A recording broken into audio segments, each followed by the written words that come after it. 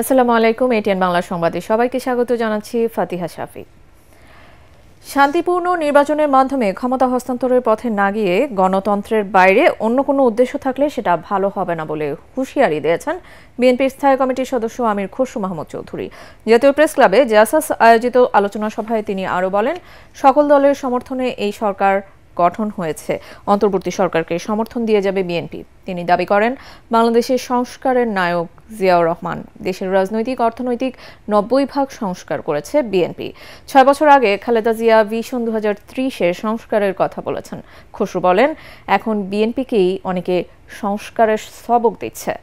জিয়াউর রহমানকে কখনো বিএনপি মহামানব বানায়নি দাবি করে তিনি বলেন, যারা জিয়াবাদ আবিষ্কার করতে চায় তাদের উদ্দেশ্য ভালো না।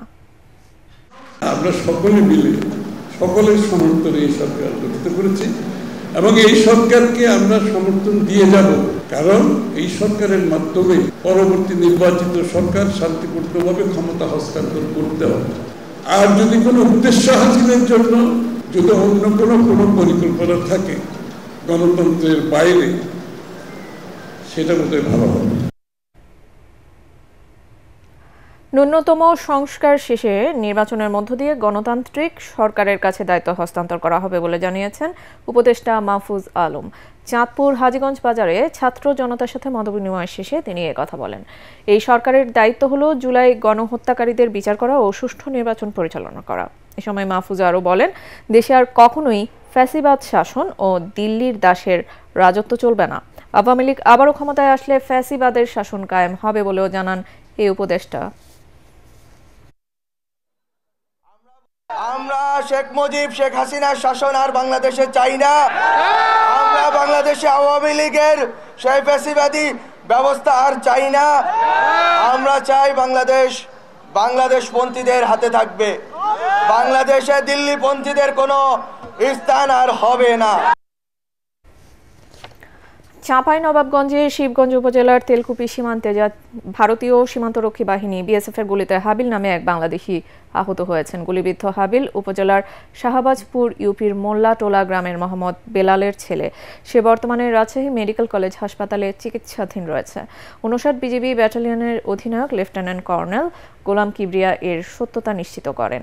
এ ঘটনায় বিজিবি ও বিএসএফ এর মধ্যে কোম্পানি কমান্ডার পর্যায়ে পতাকা বৈঠক অনুষ্ঠিত হয়েছে। বৈঠকে বিজিবির পক্ষ থেকে গুলি বর্ষণের ঘটনায় তীব্র প্রতিবাদ জানানো হয়েছে। ভারতের বেঙ্গালুরুতে এক বাংলাদেশি তরুণীকে ধর্ষণের পর হত্যা করা হয়েছে। শুক্রবার সকালে তার মরদেহ উদ্ধার করে পুলিশ। রামমূর্তি নগরের কলকেরে লেইকে তার মরদেহ পাওয়া যায় বলে জানিয়েছে ভারতীয় সংবাদ মাধ্যম টাইমস অফ ইন্ডিয়া। পুলিশ জানিয়েছে, হত্যার শিকার তরুণীর নাম নাজমা। তিনি বিবাহিত এবং স্বামীর সঙ্গেই সেখানে থাকতেন। সেখানকার একটি বাসায় গৃহ পরিচালিকার কাজ করতেন। গত বৃহস্পতিবার ওই বাসায় কাজ শেষে বের হওয়ার পর থেকে নিখোঁজ হন নাজমা। পুলিশ জানায়, নাজমার মাথা ও মুখে আঘাতের চিহ্ন রয়েছে। হত্যাকাণ্ডের সঙ্গে জড়িতদের খুঁজে বের করতে তদন্ত শুরু করেছে পুলিশ।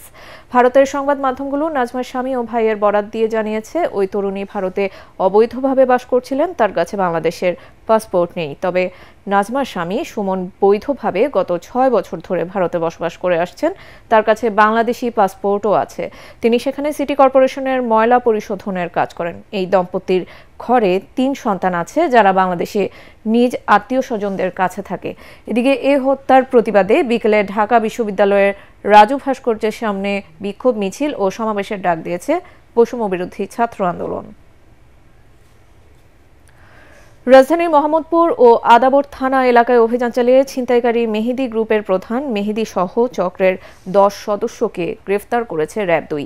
তাদের কাছ থেকে ছিনতাই কাজে ব্যবহৃত বেশ কিছু দেশীয় অস্ত্র, সামুরাই, চাপাতি, চাকু ও ফোল্ডিং চাকু জব্দ করা হয়। র্যাব জানায়, গ্রেফতারকৃত মেহেদি মাওরা সোহেলের অন্যতম সহযোগী। তারা চাঁদাবাজি, ডাকাতি, মাদক ব্যবসা ও ছিনতাই সহ বিভিন্ন অপরাধমূলক কর্মকাণ্ডের সাথে জড়িত বলে জানিয়েছে র্যাব। তাদের বিরুদ্ধে রাজধানীর মোহাম্মদপুর ও আদাবর সহ বিভিন্ন থানায় একাধিক মামলা রয়েছে বলেও জানায় র্যাব।